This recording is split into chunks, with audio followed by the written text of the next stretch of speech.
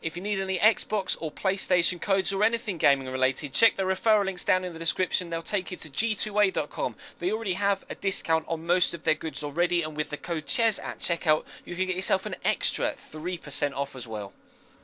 Hey guys, how's it going? Ches back again, and welcome to episode number 206 of the Career Mode Road to Glory here on FIFA 15. We've been pumping out more episodes than normal of this series in the Barcelona series, so if you've missed anything, check the channel page, because there may have been a video or two that has slipped by you. But we're in third at the minute, 1 point behind second, 2 points behind first. So victory here against Manchester City could be crucial in helping us get back to the top of the table. We have recently not been scoring that well. However, we were able to pick up a 4-1 victory against Fulham at the back end of the last episode.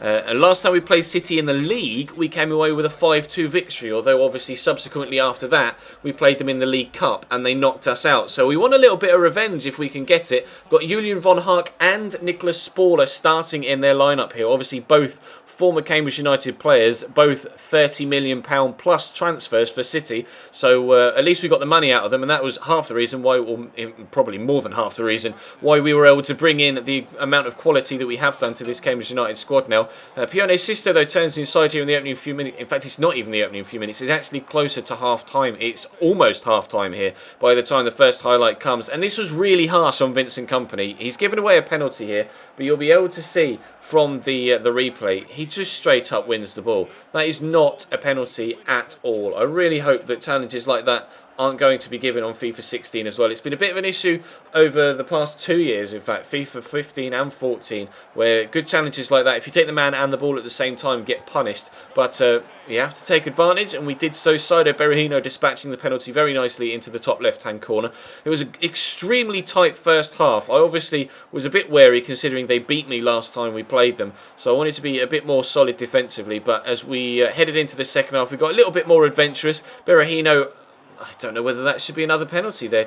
Getting tripped up as he went for the rebound, but unfortunately nothing was given and he wasn't able to stay on his feet and get the ball into the back of the net either. So we pushed further into the game, trying to get ourselves a second if we possibly could. Berahino into Georgiev. The two of them have played very well as a partnership actually recently, and I was hoping that they could rekindle that here in this one. We gave the ball away through Georgiev, and then he was able to win it back actually. Really nice back heel from James Ward-Prowse into the path of Berahino. Ward-Prowse picks up another assist. Berahino picks up another goal. Perhaps I should start playing Saido more often, because Georgiev and Paulsen just haven't been scoring recently, have they? We mentioned that in the last episode, although against Fulham they were able to pick up a goal apiece, but they weren't exactly the most difficult of chances to get. But Georgiev comes close to getting himself another and ourselves another here, with a good header that was extremely well saved actually by Asmir Begovic. Palmed away, and we stay at 2-0 for now. Less than 10 minutes to go though, when Julian von Hart is going to try and find a way through my defensive line. Just going on a really nice dribble here, just keeping it away from me more so than anything else. Brilliant whip in. And when you've got someone like Karim Benzema up top, he's going to eat those chances for breakfast every single time. Brilliant header from him into the back of the net. City pull one back, and we're on the back foot again. I didn't want them getting themselves back into it. Berahino, though, takes that in his stride, gets it through to Strahil Georgiev onto his left foot. We're in front again. 3-1 the scoreline. Manchester City dispatched. They threatened to get themselves back into it, but we were able to put them to bed there with that final goal from Georgiev. A shot on target with his left foot for the first time in a while. So pleased actually to continue not only scoring goals, but to continue getting goals from my strikers as well. Berahino may find himself over the next couple of episodes having more first team football than he previously has done.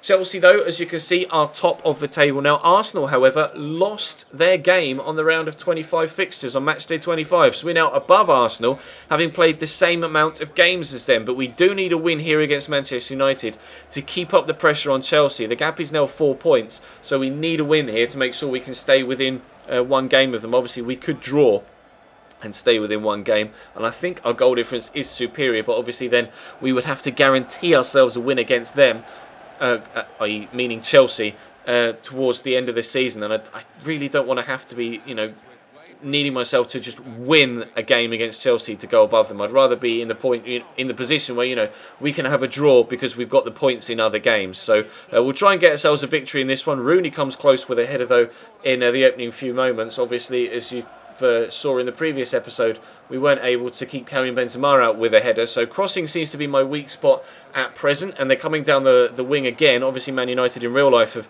kind of found themselves crossing the ball more often than not, and crossing to Fellaini as well. And it was actually Fellaini that had the shot there. Obviously, David De Gea now playing against his former club for the first time in a Cambridge United shirt, or for first time in any shirt that isn't Manchester United. In real life, could have been a Real Madrid shirt, but wasn't able to get that transfer through. Fortunately, we were able to get him in though, and he has been decent for us so far, pulling off some great saves, keeping the odd clean sheet. Unfortunately, not able to do so against City or Fulham or Chelsea in the Cup in the last couple of episodes, but prior to that he was able to keep some clean sheets, and I'd like to get back to keeping some clean sheets as well, because obviously that would help us when it comes to getting ourselves back up the table and going further in Europe as well. But Powson wasn't quite able to get himself a goal there. That shot flashing past the post, still not really threatening the Manchester United goal. And you may have seen in the top left a moment ago, Man United have made a substitute and they've brought on Anthony Martial. So FIFA predicted that transfer going through in real life, and it's actually Martial that's on the end of that cross there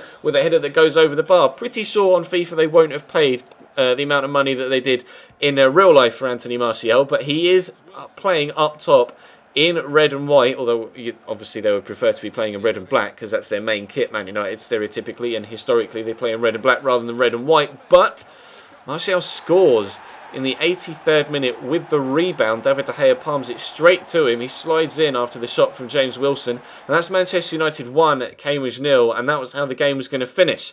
I wanted a win, at the very least a draw, and we came away with defeat.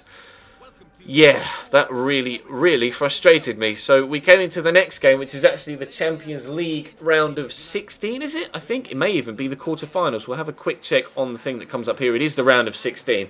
We've got Valencia, as you can see, Barca, we've got Juventus, big ties there, Man United, Borussia Dortmund, Arsenal, Wolfsburg, etc. in this particular match day. But we're starting a strong side, as you might expect. They're playing 4-4-2, which is a very un-Spanish formation to play, to be completely honest. Paco Alcacer and Araujo up top with Sofiane Feghouli wide right, whose card on FIFA 16, by the way, looks like, or just Ultimate Team card and just general career mode stats look very, very promising for FIFA 16. But we're starting a 4-4-2 as well, as we always have done in this particular series, and it's a particularly strong side as well. Stones and Mustachio obviously back to their centre-back pairing. Have been playing Paul Downing a little bit recently in those centre-back roles. I was hoping that we'd be able to keep clean sheet here, for the first time in a while. We lost to a rebound goal similar to that against Manchester United. This time, though, it's going in our favour. We have the shot from Georgiev, rebound straight back up into Georgiev's chest off the keeper, and he's able to put it into the back of the net to give us a 1-0 lead. There was a question mark whether he was offside as well, but Toni Kroos gets so lucky here, just barging through two defenders. They both one falls over, one gets out of the way, and then Kroos is able to just slot it into the back of the net. So we get ourselves a rather fortuitous 2-0 lead. Neither goal really was deserved, but we head into the second half now. Alcacer gets it into Carles Gil, trying to get themselves back in it. They get a deflected goal this time, although, again, in really fortuitous circumstances. De Gea makes the initial save. It then pops up off his arm onto his leg, and he almost overhead kicks it off his knee into the back of the net. Not exactly what we wanted, and that's Valencia back in the game. But obviously, with it being a game in Europe and us being away from home, those two goals will be very, very important. Toni Kroos skips one challenge and then gets wiped out by the second, and that is going to be a penalty, rather unsurprisingly. He was lucky, the defender, or the previous defender was lucky, not to have given away a penalty with the initial challenge, but then the secondary defender came in from behind as Kroos turned inside. Bruno Felipe Mota is going to get himself sent off there. You can see from the replay, beats the one challenge, but they were determined to chop Toni Kroos down. Tackled from behind, completely nowhere near the ball.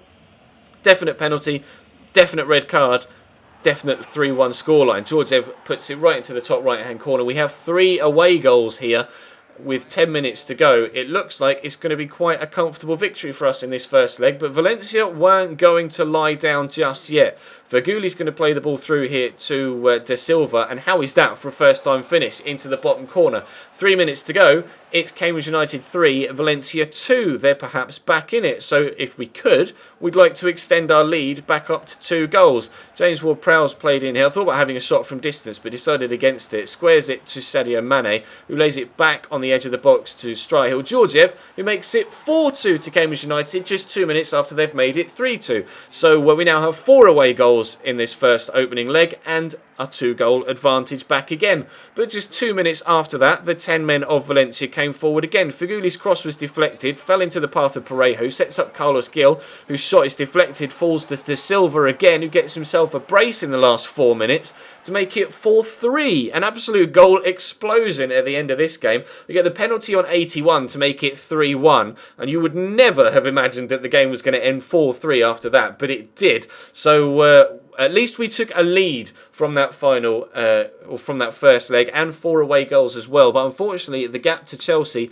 still remains 4 points with 12 games to go in the BPL, thanks to that unfortunate defeat against Manchester United. So it's all to play for in the BPL title race still, but we are starting to lose a little bit of a gap to Chelsea. But interestingly enough, next match, Chelsea at home, so it could all turn around. So make sure you hit the subscribe button if you haven't already to make sure you don't miss out on the next video. There will have been episodes of this series and the Barcelona series going up out of schedule or out of sync with the schedule as well. So check the channel page for anything you may have missed. Drop this video a like if you enjoyed, of course, and I'll see you next time.